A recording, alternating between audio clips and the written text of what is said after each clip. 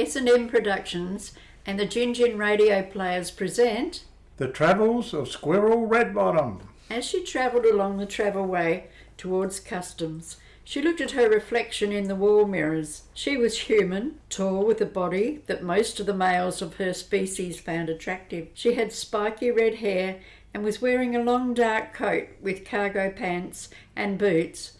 On her back she carried a small pack. From her coat she takes a handheld device. It is a companion given to her by her parents on her 18th birthday. She turns it on. Well, Pluto, what can you tell me about this place? Just give me a moment to plug into the computer.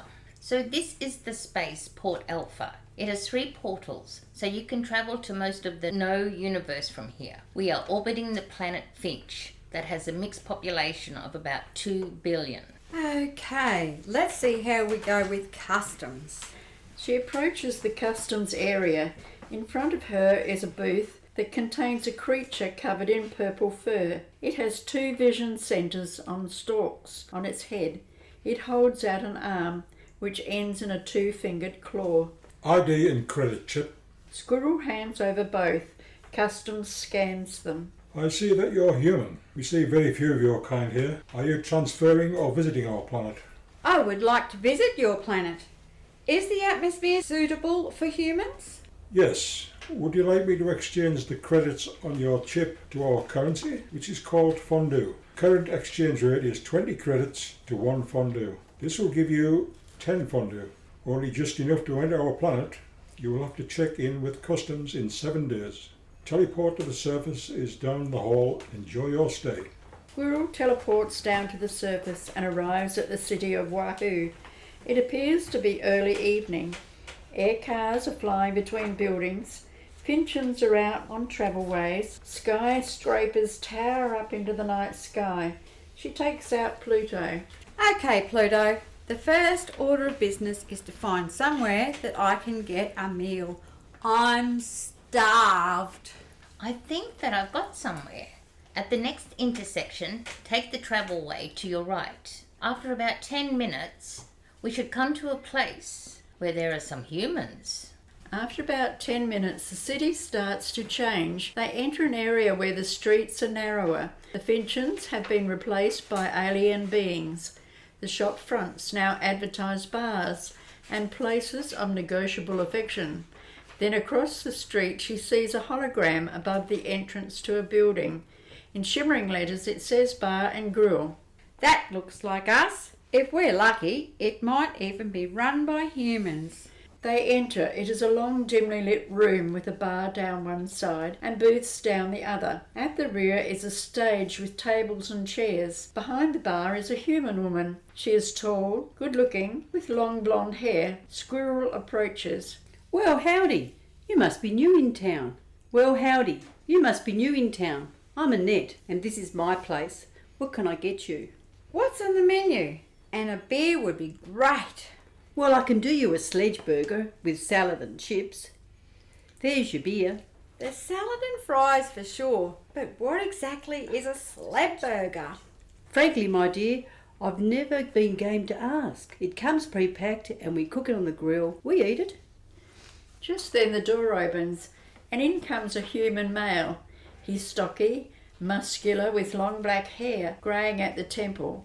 He's wearing a leather jacket with an open white shirt and black pants.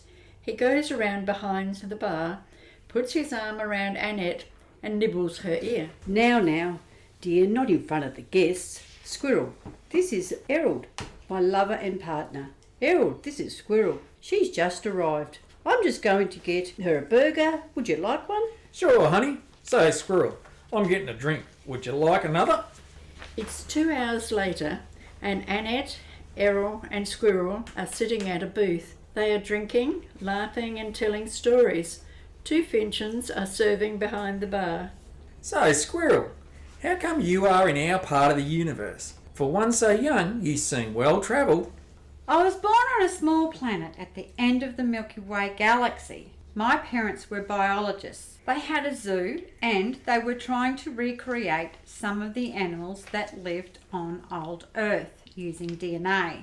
Just before I was born, they had their first success. It was a small furry animal called a squirrel, which is how I got my name. When I was 17, my parents were trying to recapture a bug beast. When it turned on them, they both died. Man, that must have been hard. Do you have any siblings? No, I was an only child. I went off the rails for a while. Sex, drugs, booze. But thanks to my parents, Pluto saved me. Pluto? What's a Pluto? This is Pluto. My parents planned to give her to me for my 18th birthday. She takes out Pluto and sits it on the table. Pluto, meet Annette and Errol. Pluto emits a small green beam which goes over Annette and Errol. Ah, fellow humans. I see that you have a warmth to Squirrel. That is good. Pluto is a very advanced computer with AI. She connects only to me. So what made you leave your planet and how did you end up here? My parents had a board to help them run the zoo. After they died, they turned the board into a corporation and wanted to sell the zoo and the research that my parents had pioneered and make themselves very rich. But unfortunately for them, my parents left a will that stated nothing could be sold without my permission. And so what happened? Oh, they tried threats and bribes, but luckily I had Pluto. On our planet we have people called lawyers. These people could get my zoo back, but they are also very expensive. In this case, about 50,000 credits. I had very little money, so I took a stash from the zoo and hit the road. So I take it that you're trying to raise at least 50 grand. How do you plan to get that amount of credits? Well, I fell in with a couple of grifters and con men. They taught me some tricks.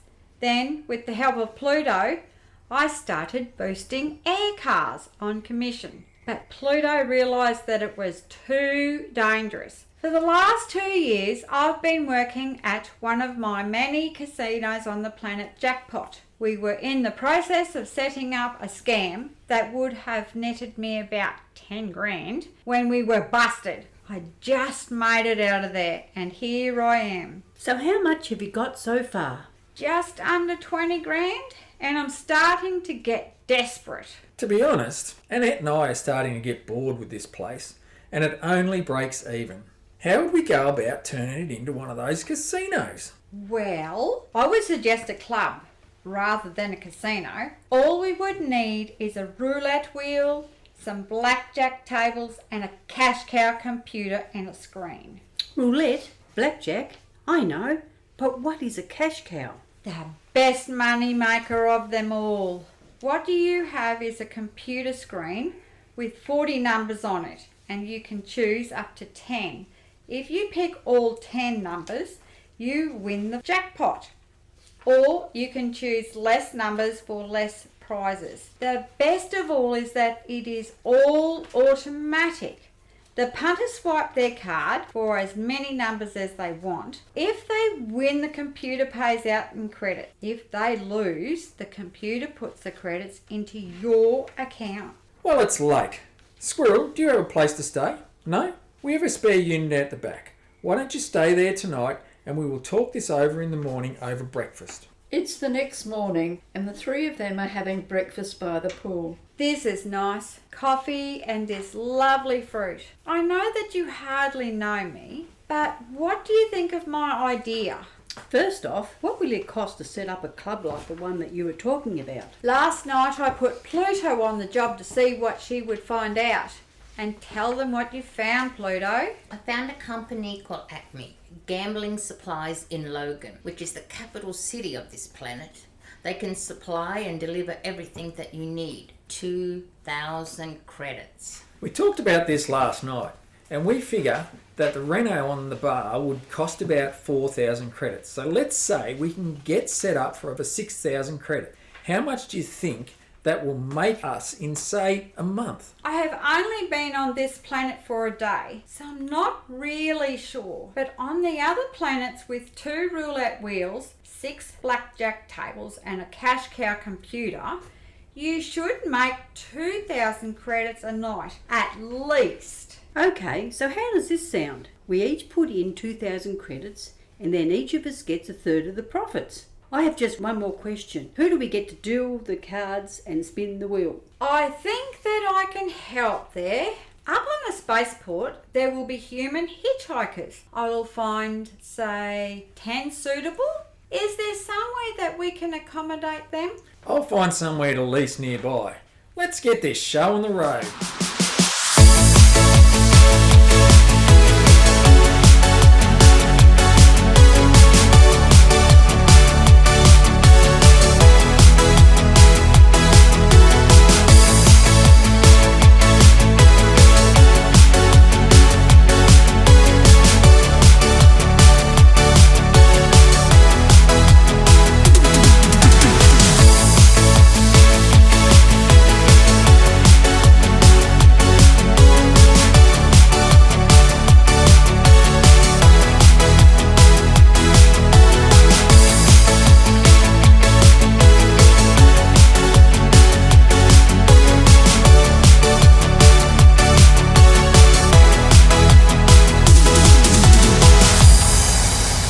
It is sometime later, and the hologram above the entrance now reads, "The Ace of Diamonds Club." There is a queue lined up to enter.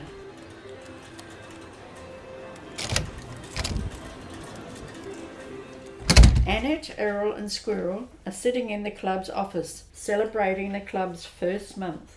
Here you go, Squirrel. After operating costs, your share is 8,000 credits. Who knew that you could make this sort of money legally?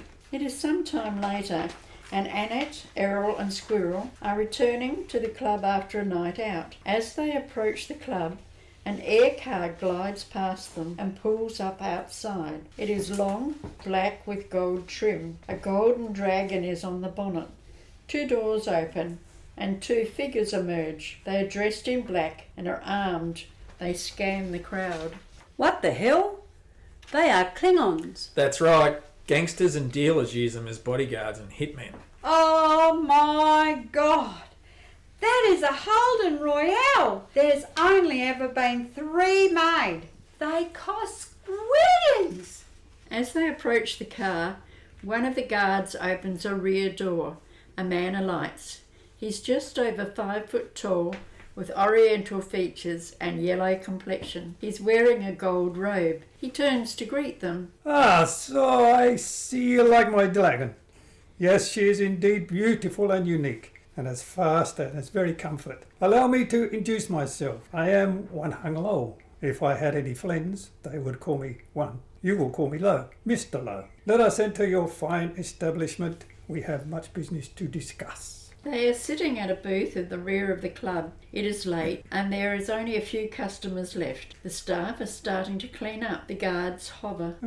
Allow me to order a golden tonsil tickler for you, Errol, and a beer for Annette, and a white line for Squirrel. Monogoro, if you would. One of the guards goes to the bar and returns to the table with the drinks. So what the hell is this all about? I don't think we have any business to discuss with you. That is where you are wrong, Mr. Errol.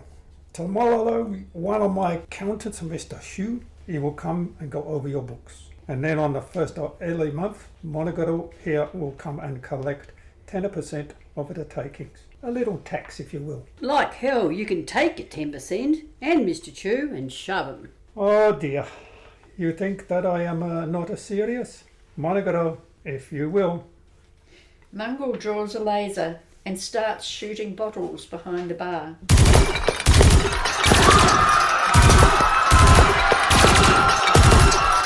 All right, that'll do. Send you Mr. Chew. I am so glad that common sense has a pretty about. I will bid you a good night. They have cleaned up the mess and sent the staff home with a bonus and are now in the office. I'm not going to give that bastard 1 credit. I totally agree. We have 14 days before the first of the month.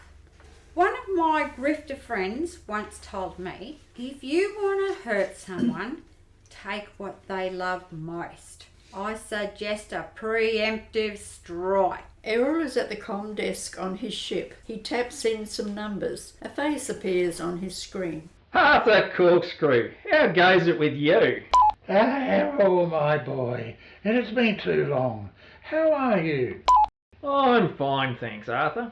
I have a question. If I had a Holden Royale air car that I wanted to sell, would you be interested? My son, I've never even seen one, but of course I know them, the finest air car ever built. If you did have one, it could only be, as we say in the trade, to have fallen off the back of a truck. But we also say, don't look a gift horse in the mouth. If you had one, what sort of price would you be looking at? For you, Arthur, a mere 250,000 credits. My son, you have yourself a deal. Cash on delivery as always.